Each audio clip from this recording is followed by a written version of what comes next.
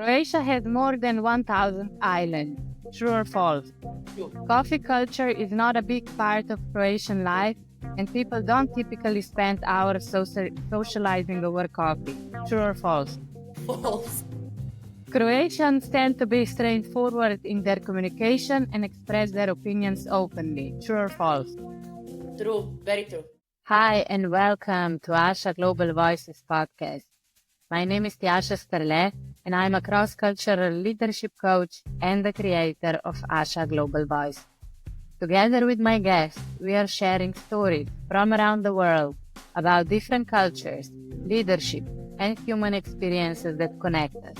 If you like what you hear, please hit the subscribe button. Your support means the world to me. And now, let's dive into today's episode. Today, my guest is Amanda Mataija, originally from Croatia and now living in Prague, Czech Republic. She's on a mission to expand mental health awareness in corporate spaces, helping companies invest in well-being programs that truly make a difference. As the CEO of Prague Integration, she leads a mental health company dedicated to supporting both expats and locals on their well-being journey. Welcome, Amanda. I'm so happy to have you with us today. Thank you, Tjasa, so much. I'm also very happy to be here with you, and I'm really looking forward to our discussion. Yeah, and let's start with Croatia and our true or false questions. You said that Croatia has more than 1,000 islands. This is really a lot. Can you tell us just a little bit more about it? Yeah, we are very famous for our lovely coast and so many islands. Actually, myself personally, with my family, we spend half of the year on Krk Island, is one of the biggest islands. Maybe not so popular among the typical travelers as they usually go to Hvar as one of the most popular ones. But Croatia has, many numerous islands, bigger, smaller, and I always forward tourists to the islands, not to go to typical, Zadar, Split, Dubrovnik. I said you need to visit the islands. So I'm a big advocate for island tourism. I totally agree with you. As we are neighbors, Slovenians and Croatia. Also, a lot of Slovenians go to Krk Island. And I love your island so much. Exactly. Yeah, we have a lot of Slovenians there. And to be honest, like the Mediterranean Sea, it's one of the best if you ask me. I also traveled a bit around, but still Croatia has such beautiful sea and it's kind of safe and doesn't have such big waves and the nature is beautiful. Yeah, they are very hard to replace. Even now when I'm, in Asia, I don't know, I like, Yeah. bias, I was like, "Nah, it's irreplaceable. Ocean here is beautiful and it has this own charm, but I miss this cleanness and the color of the sea. Yeah, it's astonishing in Croatia. Yeah. And tell me, the other one was that coffee culture is not a big part of Croatian life and people don't typically spend hours socializing over coffee. And you said that this one is false. My reply was that we are crazy about coffee. We stayed on the coffee for 2-3 hours, especially in the southern part of Croatia. And there is just all day coffee drinking. Especially during the weekend, sitting in the sun, coffee, you light a cigarette, kind of a comfy feeling. We don't have this now. We're living in Prague. I don't have this. This is something I miss. And Yeah. also in Croatia, there's a lot of restaurants outdoors so you can sit and socialize. It's not the same in Prague.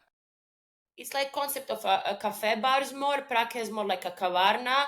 Kavarna is more like, indoor space when you have like a coffee, a cake. There are a lot of like people working from their laptop.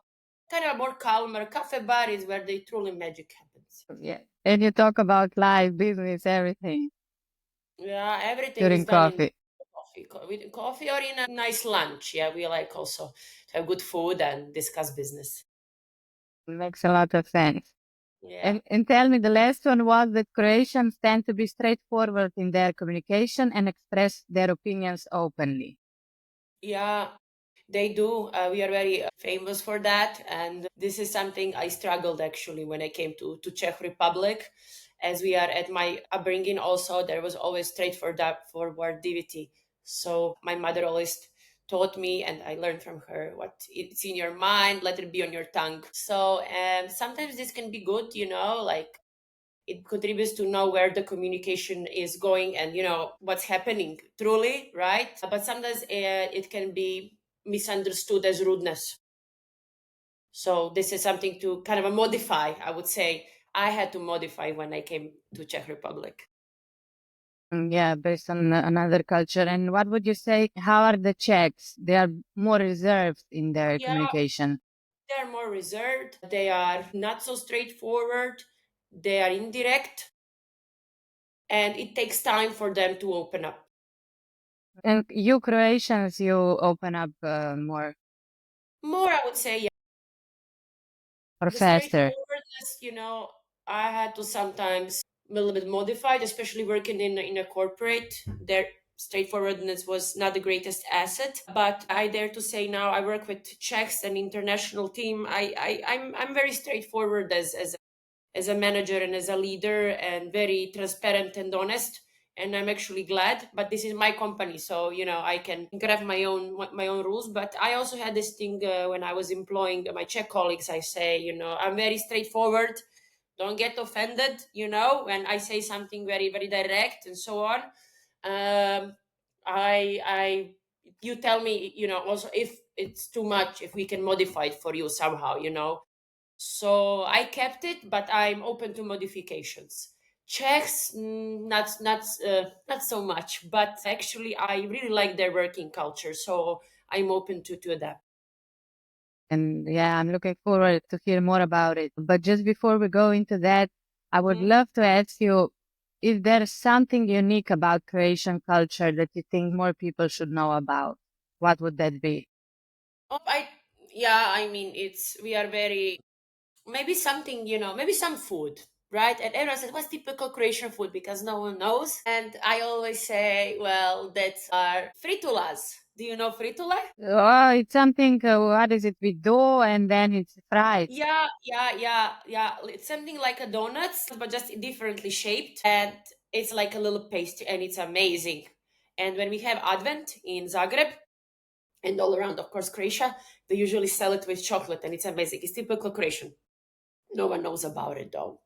So I would stand now for the Croatian food as something that people don't know about. So try fritulas. Great, fritule. I have to try them again next time I'm in Croatia. Thanks for sharing this.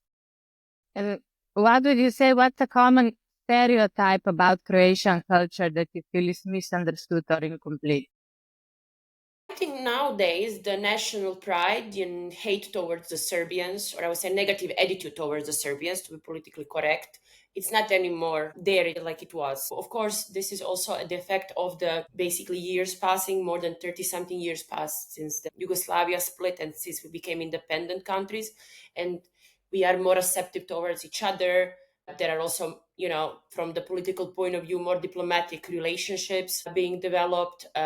We are visiting each other countries more freely, more openly. And most of the time, especially for me, when I grew up in Rijeka, that's very like, culturally mixed. I never had it to have any negative attitude. And also I'm from mixed marriage, right? My mother is Serbian, my father was Croatian. And I like that part. Now there are more expats coming to live in Croatia, and people are, there's high level of education, there is more awareness, about the democracy, there is more awareness about tolerance. So every time I say I'm from Croatia, somebody in a Central Europe, oh, you do hate Serbians? It's not anymore like this. It was maybe like 10 years ago. Still, you could feel it now, not. And if it is, it's among the elderly population, and also at some other, some smaller cities, villages, town, when usually people will vote for the right party. Yeah. So yeah, thank you for sharing this. And it's great to hear that also Croatia is opening up, being more globalized and things like that. Yeah. And tell me, Amanda, why did you decide to move to Prague? Well, I came to Prague quite randomly. As I'm a person who is very, like impulsive in her decisions, and kind of lives day from day. I just went one summer when I had off from my work to Prague for like work in a hostel. I was cleaning there and doing some reception, and I met my best friend. back then, and he told me to come. It's gonna be really good because of the jobs and things are developing in Czech Republic. And back then, I was just finishing university. I'm a social worker by profession, and honestly, I never wanted to work in the system of social work. A, it is very underpaid. B, it's dangerous. C, I wanted one day, to have money. As not a lot of people would say that, but I wanted to be wealthy one day, and most importantly, do something I really like. You cannot combine those things with social work. Also, I like being, I didn't work there like directly, but I was volunteering as a social worker. I liked it. I could see myself there, but in a different environment. Then I moved to Prague. I got a job in sales and met my friends, found my place there, and I stayed. And then things developed how they did. And tell me, I know we already mentioned before that Croatians are more straightforward in their Yeah, communication. Is there any other difference that you notice between Croatians and Czechs character-wise that comes to mind? that comes to my mind. I think it's except this part with the openness. I think it's like Czechs are really, really to say they're so mindful about their city being clean, and they're so in love with Czech Republic. They're like, I don't see a lot of Czechs emigrating nowadays. You still have Croatians emigrating, but Czechs, they're so grateful to be there, and they're really taking care of their country and the city. Like, I don't know if you've been to Prague, but cities are so clean, so neat. They're so taking care of their belongings in terms of their buildings. All the neighbors, are so mindful about their buildings to keep it clean, presentable, to respect the rules. And it was hard for me to obey at the beginning, but then I started to really appreciate and like that. If you walk through streets of Zagreb, you won't see that cleanness. You won't see that, uh, how would I say, something special. Very, very plain looking. And Prague has some different, magic. But I think it's because people there really take care of the city, and a lot of investments coming in. The mayor is doing wonderful. There's constantly something new being built, reconstructed, open, and that kind of keeps people there and keeps people to love and cherish. And they keep it like very, very secure. In Croatia, I don't feel secure anymore like I used to. I don't feel secure. So I would say this is one of the things maybe that a lot of people won't think on first one. Why do you think that Czechs don't emigrate so much anymore and they're so much in love with their Czech The Republic? Is it because the standard of living is good? standard of living is perfect. Standard of living is very good, and there is no need to go to other countries now. So I'm not saying that they don't go. There are for sure some of them, but not in a way that they're like emigrating massively like Croatians did to Germany, when we opened the borders, and now they're coming back, as you see, as it's not easy to build a life that we're going to talk about later outside of your country. There's so many jobs now. There's so many expat centers that open. There's so many companies that opened in Prague. They pay less tax than in Croatia. It's in a Central Europe. I don't see a lot of companies opening in Croatia. Yeah, Rimac opened his Rimac cars. This is one of the biggest companies, and it's good that he's employing also the foreign labor force. But if you ask those people, they are staying in Croatia much shorter than they will stay in Czech Republic because the opportunity is very limited. So in that sense, also Czechs are staying more and more because there is also among all this development more opportunities for them, and the wealth is the wealth is growing, and the standard is also on a higher level, and that also contributes for them to, of course, logically love more their city and country. And were there any surprising customs or work habits in Czech Republic that needed some adjustment for you? Yeah, like lunch at 12. I never had lunch at 12. Usually we had like lunch at 2 or 3. Like massively at 12, everyone leaves to cantina and has a beer. Beer for lunch, not everyone, but yeah, it was part of the menu. I think I also associate also Prague with corporate adjustment because I never worked in corporate before I came to Prague. So for me, it was also dealing with a lot of different personalities and also dealing with this not being direct and trying to little shape my corporate persona as, of course, The HP where I worked is run also by the in country, of course, run by Czechs. And yeah, so this is also something I needed to adapt my personality, adapt my different mentality, my Croatian mentality. And one thing I was always surprised, and I still am surprised, that when you have a beer, you drink it, and you have just a little bit left, they immediately come one more. There that's very like beer rotation, beer takeover that I still cannot get used to so much after 9 years living there. So Yeah, especially Prague is really famous also for beer, right? I think everyone in Prague suffers for a certain level of alcoholism, if you ask me. There's a book I read about addiction that I'm now working on. And it's about like that they perceive that 30% of Czechs are considered alcoholics. If you look at the World Health Organization definition, we are, I think, there, but we are a little bit alcoholic there.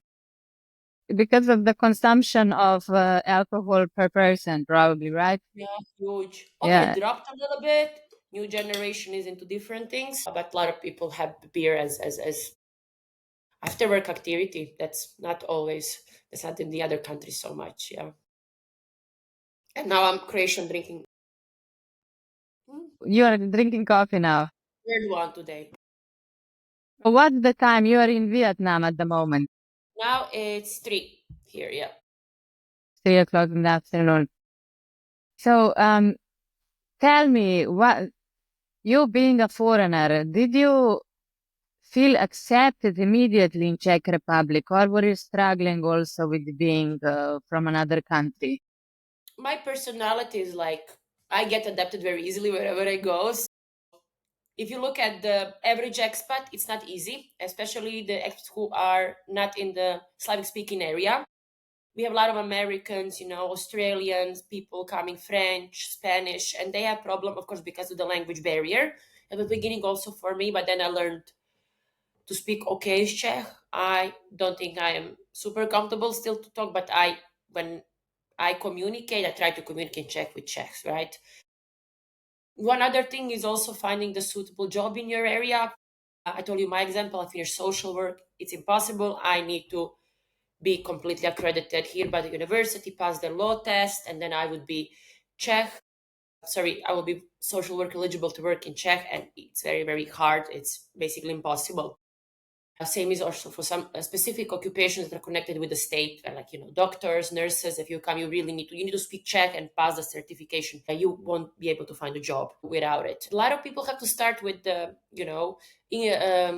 how do you say, beginners jobs, like entry level jobs, and there is like it's not easy to climb in a ladder in the hierarchy here of the mostly Czech people, right? That also requires for most of the jobs to learn the language, adapt to the kind of a Czech corporate culture, adapt to the business mindset, and so on. And also I think now, I mean, it's everywhere in Europe. It's a landlord situation, apartment purchase. A lot of problems with landlords. It like kind of enables people to move out. They're not regulated, the laws. Often you don't get back the deposit. Very hard to find a flat. Contracts, are not fixed. That kind of you can get easily kicked out of your flat. So this is something that really needs more attention, and also like effects on a foreign professional, I would say. For sure. And what are the prices of apartments? Horrible. Can Skyrocketing as well. Yeah, I mean, in Vinohrady, where like expat area, €1,000, for a studio. It's bizarre, if you ask me. There's no regulation on that, and now it's such a huge demand, especially after the war, that you need to pay or what? You're gonna move on with the suburbs. That's okay, but mostly expats want to live, in expat-friendly neighborhoods. So what I'm hearing also is that it's really important to learn the language, so learn Czech as soon as possible. Okay. And tell me, is there any other advice you would give to other Croatians or expats in general moving to Czech Republic? I would say like key is patience and key is giving time and adapting. Sometimes you cannot get mad at the lady in Albert, it's a local supermarket, because she is not smiling at you openly like it's in States, and they say, hey, hello, how are you, good day. Or when I was in New Zealand, I was already living there in Prague. I went to New Zealand for 2 months, and I went to the cashier and she told me, hey, how are you? Nice to see you. Good day. And I asked her, sorry, do we know each other? Because I never had this treatment. And someone asked me at the cashier, hey, how are you? But it's quite normal there. Right in Prague, it's like you're lucky if you get dobry den, And this is it. No need to badmouth. That's also like if you go to the hospital. A lot of doctors don't speak Czech. Technology, use Google Translate. There's so many AI apps now where you can normally talk, bring an interpreter, or also like try to prepare yourself prior going to the doctor's meeting to have at least something, written or your symptoms in Czech and checked by someone, right?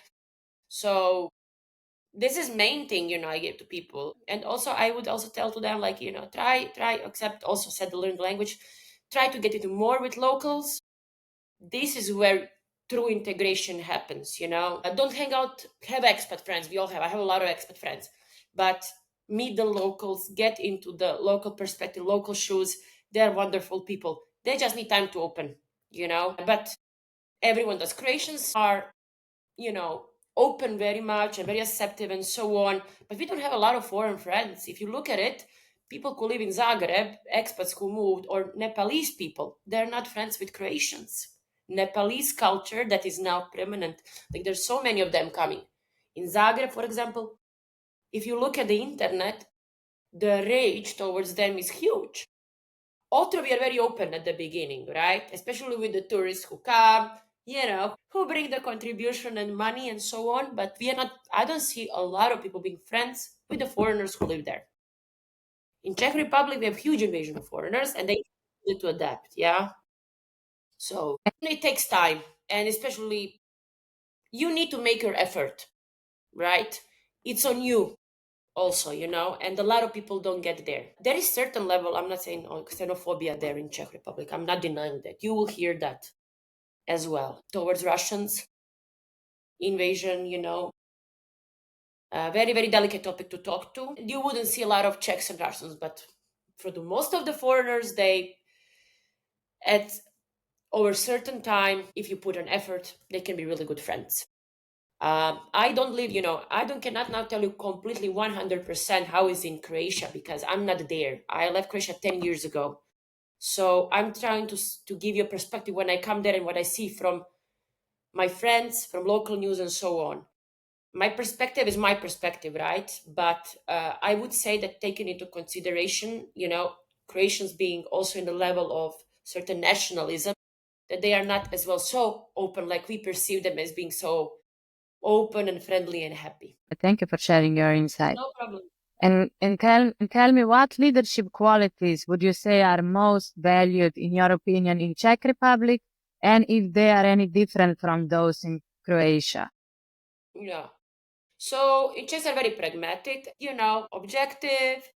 They are like focused, they're really modest, humble, and they're really into work-life balance. There is certain order there, and I like that. You won't see a lot of people after 5 sitting in the office. You won't see that. Work-life balance is very good. That's what I liked, and that's what I picked up. It's sometimes hard with my own company, but I'm trying to get there. They're indirect. Giving feedback is hard for them. Direct feedback. That's why I sometimes sound harsh to my team. I give them immediate direct feedback, and it sometimes sounds, but this is my Croatian side, right? And business in Czech is, there's, of course, Sasha, there is everywhere. There's the connections, there's policy everywhere. But in Croatia, this is on a higher level than in Czech, right? A lot of business done through the connections. Czechs are like objectively led. They think more with their brain. Croatians are emotional, think with heart. The leadership as well, leader persona in Czech Republic is like objective, pragmatic. In Croatia, he's authoritative, like he has some charm, So these are some kind of main, I would say, differences. Okay. And tell me, how do Czech professionals approach networking and relationship building in business? When I would come to the networking event, at first people were very, I would say, like shy. They were keeping themselves away from the stage or from like interaction. But then start to slowly open after a few meetings, and I'm the one who would always go and then like, oh hi, my name is Amanda, I'm doing this, I'm doing that, but then I a little bit need to also cool down, and a little bit, how would I say, step away for people to again get more comfy, right? But we have a lot of networking events now. There are like a lot of startups So more and more people are coming and building, their networking persona, and they are more keen into the doing business through also the connections that happen on networking that are very valuable. There is something called Startup Kitchen. It's very cool, where we like entrepreneurs, investors, vendors like come and then they discuss business, they do speed networking, they present their projects, investments. It's really, really cool. And I see more and more expats also coming there. Croatians, business, you know how it's done with coffee, with networking in a restaurant, having one rakia that comes later to cheer the good business. But in Prague is more formal. Okay. And you created a company called Prague Integration, which is offering psychological help to expats living in Czech Republic. So tell me, what are some of the biggest mental health challenges experts face that you notice?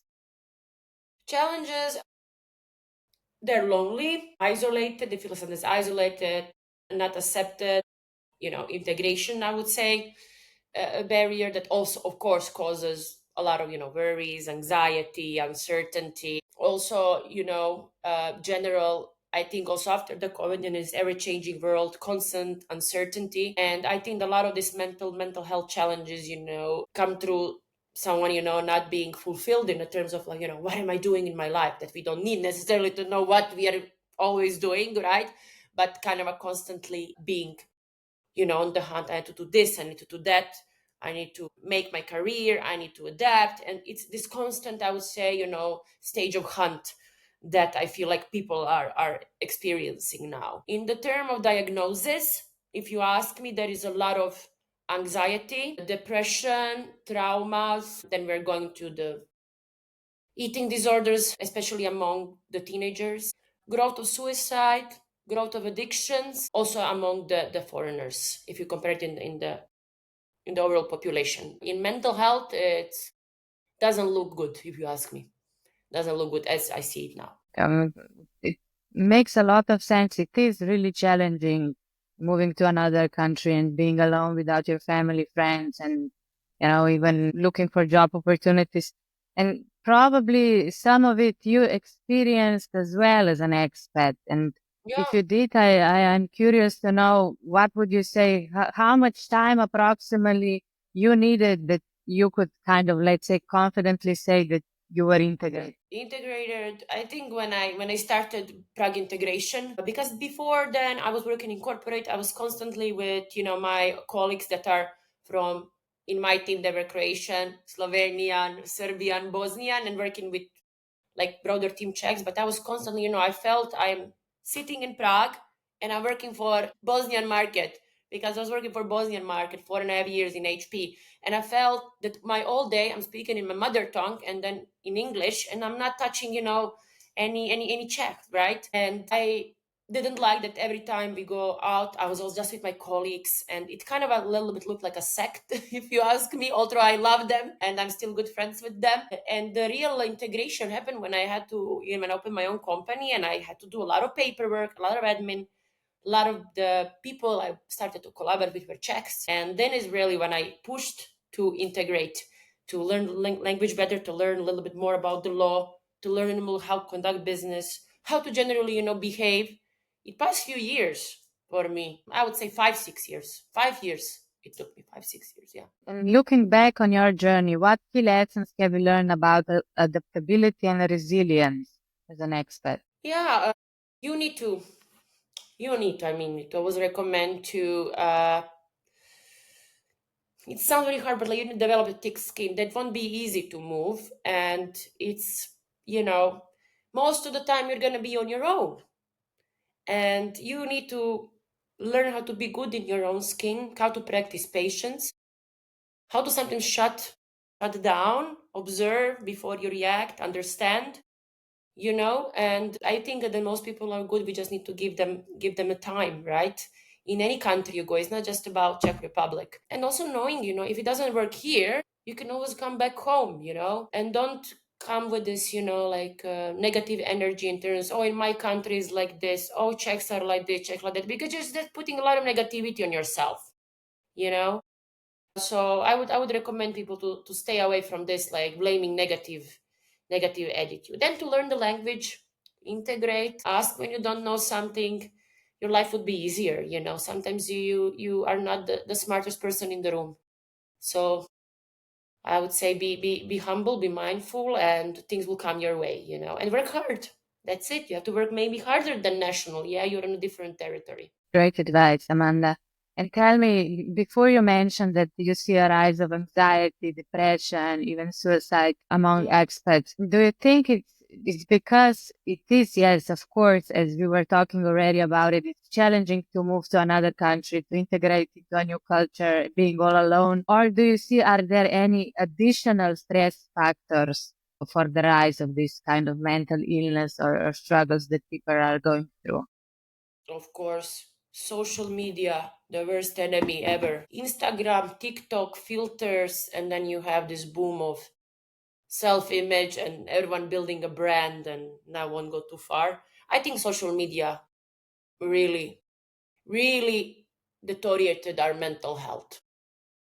I think also the rise of these dating apps, self-proclaimed coaches, therapists, everyone trying to give you the advice, and you're just like torn apart with all this information. You're bombarded constantly with information, significantly affects your mental health. That's what I think.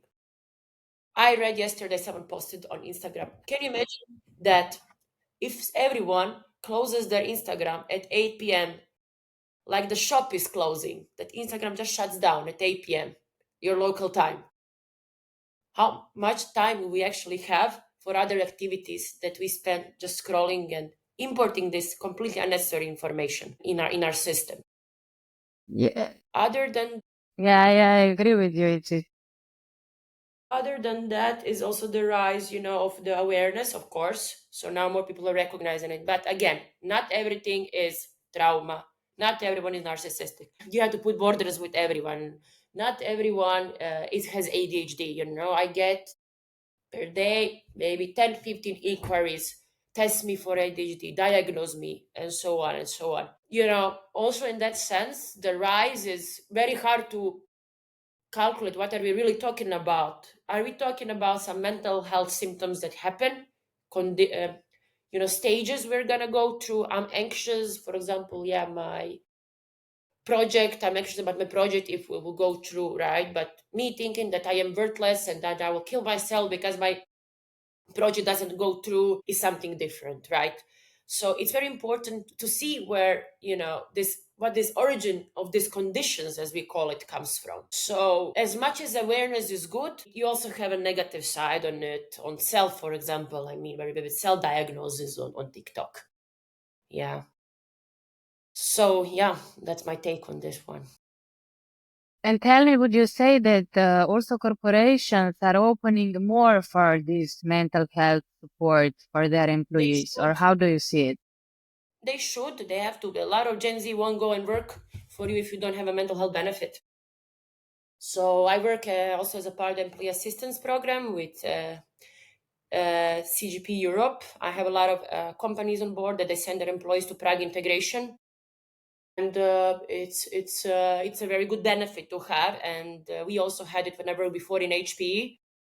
But now I think, I don't know if you read, there's this diversity and inclusion closures coming to an end in bigger companies, Google, Deloitte. I just read about it yesterday. I hope it won't affect also the mental health benefits. More companies are losing also employees. They are, yes, firing, but a lot of people are stepping aside and they don't want to work anymore in corporate environment because this is where the highest level of burnout happens if you look at the research in corporate environment. So altogether, it's good that they give the benefit, but also there's a lot of things to be also considered and work on besides giving a benefit. As the young generation will change they're going to change slowly the system of corporate imperialism, as I call it. The imperialism. Yes, they're Thank, everywhere. tell me, Amanda, you are also managing a cross-cultural team, right? Yeah. What do you see, would you say is one quality of you as a leader that kind of helps you manage your team, which is cross-cultural, successfully? Look, I told you already, I'm very direct with everyone. And this is something that kind of, helps me. But I have also trying to sometimes read now more times how to approach different cultures, right? Talking about, I have more than 15 nationalities in my team now. So, and also how to approach different age, because I'm in my 30s and some of my colleagues are in their 20s. So you have Gen Z, I have a millennial, and then you have the boomers. And this is something I've struggled sometimes with, how to approach, that, and especially from a different culture. But we are all kind of expats. So this is kind of we're on a kind of common sense. But I'm to be honest, I'm still learning. I'm still learning this, educating myself and trying to get better in this. I know that sometimes I need to approach some quick check, like you see, like a little bit more like pragmatic, objective, cold-headed. And with the I talk with, I have my colleague who is a Mexican. She's also very, very dynamic, very fiery, and then I'm also very fiery, and then sometimes a clash happens, right? So it's good always to to kind of play with it in a way, balance it. Sometimes you need to input some of the things you learn to be the one who extinguishes the fire a bit and stay calm and so on. So yeah, I'm still learning. Yeah, thank you for sharing this. Tell me, Amanda, what's next for you? Do you see yourself staying in Czech Republic long term, or do you have any other Yeah, plan? I even tattooed my neighborhood, Vinohrady, where I live in Prague. So I'm staying. And I will stay in Prague, and then I will travel every year. I go somewhere for 2-3 months. And this will be a perfect combo for me. And regarding business, I'm planning to offer the workshops to the other countries as well. So I would be working on that in next few years and maybe expanding in Poland, Romania, Hungary. But this is something to be discussed about. But I'm very open to do so. That sounds so exciting, and I'm wishing you all the best with Thank everything. you.